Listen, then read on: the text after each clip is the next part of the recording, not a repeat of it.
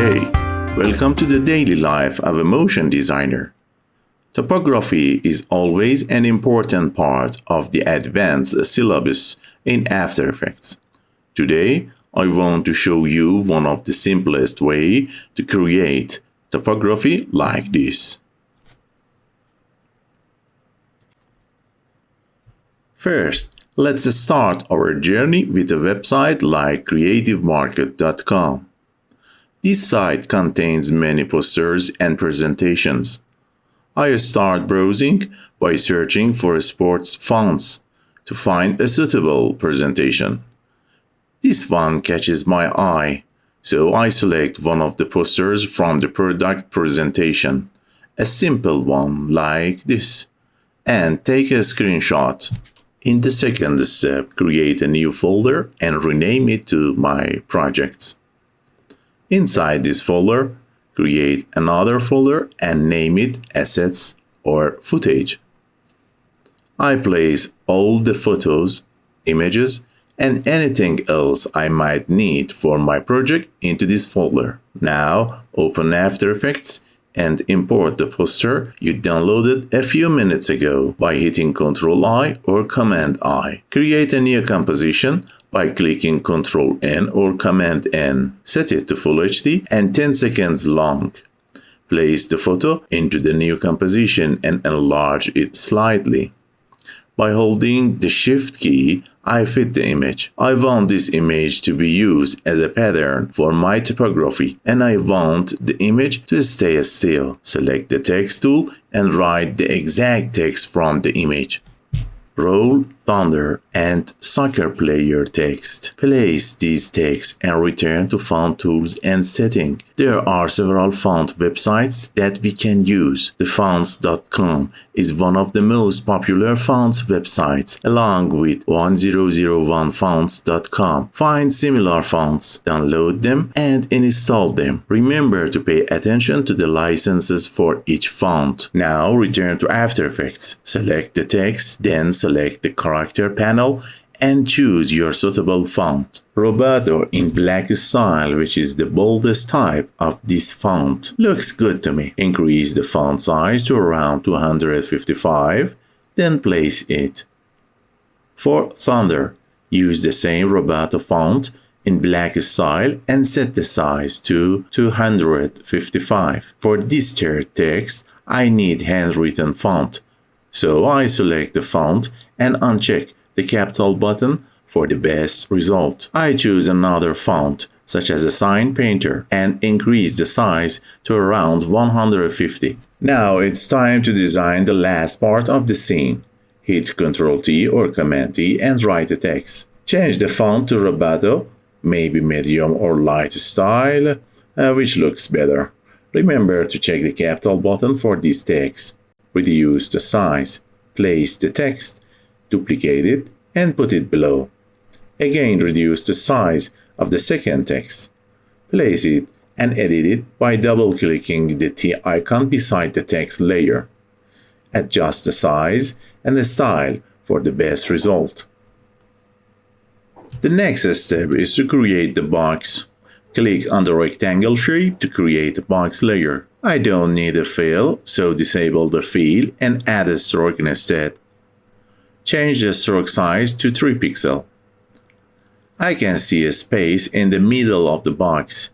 In this case, I want to use trim pad, so add trim pad to this shape. Decrease the end to 50 and change the offset to fit the line in the middle. Adjust the end and offset values to get the best result, such as 45 for end and 119 for offset. Now duplicate the shape layer by hitting Ctrl-D or Command-D. Hit S for scale. Unlink the scale. Edit the X value to -100 to flip this shape layer. Remember to place the anchor point in the middle of the shape layer before editing the scale. After that, remove the eye switch and align the items on the screen. Find Alignment Tools from the Windows tab. Select the item and hit Align horizontally. Repeat this step for the other elements. If you find any extra space between text, Edit them to ensure consistent typography in the scene. I set a scene that looks like what I saw on creativemarket.com. For inspiration, you can find many new designs and posters on creativemarket.com, graphicriver.net, designbundles.com, or even canva.com. Remember that I use this poster for educational purposes. If you need to design for commercial use, be inspired by these sources, not just copy them. After designing, it's time to animate the items. In this scene, I want the text roll and thunder to appear from the middle of the scene. Oh, I made a mistake, thunder, not tinder. Also, the third text should appear under thunder. I will use the alpha matte technique because it is simple and fast. Make a solid or use the rectangle tool to create a rectangle that covers the whole roll text. Rename this layer to matte and link the text to the matte layer to create an alpha matte. Be sure to select track matte, not the parent tool. Alpha matte means the roll text will be shown from the matte layer. Link the thunder text to the matte layer and check the inverted button. This creates an alpha inverted matte, meaning the thunder text will appear when it is out of the matte layer, disappearing when it goes inside. Now I have two texts that are track matted. Let's start the animation process.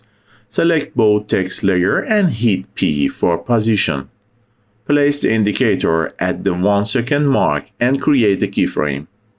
Return to time 0 and push down the roll text to place it under the matte layer. Create the same keyframe for the thunder text, but move it up to get covered under the matte layer. Select all keyframes, hit F9, go to the graph editor. Edit the speed graph by moving the left or right handles to achieve the best result for the animation. Limit the work area and preview. Now place the indicator after the keyframes and parent the third text to thunder. So the soccer player moves with thunder. At the same time, I need third text to be hidden under thunder and appear later. Therefore, the third text also needs alpha matte and keyframes. Create rectangle shape above the text. Rename it to matte 2. Select the text, link alpha matte to matte 2, and make it inverted. Now, the text will appear when it comes out from the matte layer, parent matte 2 with the thunder text, so it moves together. Select the soccer player text and create a keyframe for the position. Place the indicator after the other keyframes. Make a keyframe at the 2 second mark, return to the 1 second mark, and move the text up. Select the keyframes, hit F9, go to the graph editor, adjust the speed graph for a smooth result, and preview. The text movement has a slight delay, so select the keyframes and move them closer to the other keyframes for better synchronization. After that, it's time to animate the texts and boxes, like the previous layer. Select the shape layer and change its color to yellow for better timeline organization. Open the shape layer. Then, open the trim pad. Place the indicator at the 1 second mark. Create a keyframe for the end parameter. Return to the 0 second mark and set the end value to 0. This will animate the line to reach the endpoint. Select the keyframes. Hit F9. Go to the graph editor. Select the handle and move it back for a smooth animation. Select the item and preview. For the second shape layer, open the trim pad, but this time animate the start parameter instead of the end to create symmetry. Change the start value to 45 at the 0 second mark. Place the indicator at the 1 second mark and set the start value to 0. Select the keyframes, hit F9, go to the graph editor, adjust the handle and preview. Two symmetrical motions complete the box smoothly. Now work with the text inside the box. Select the text. I want these texts to enter from the sides of the box, one of them from the left and the other one from the right. Select the rectangle shape tool and ensure no layers are selected by hitting F2, enable fill and disable the stroke. Rename the layer to Matte 3. Select the text, link them to the matte layer and set the alpha matte. With these layers selected, hit P for position. Place the indicator at the 1 second mark. Create a keyframe. Return to the 0 second mark and move the positions, one to the right and the other to the left, to exit from the matte boundary.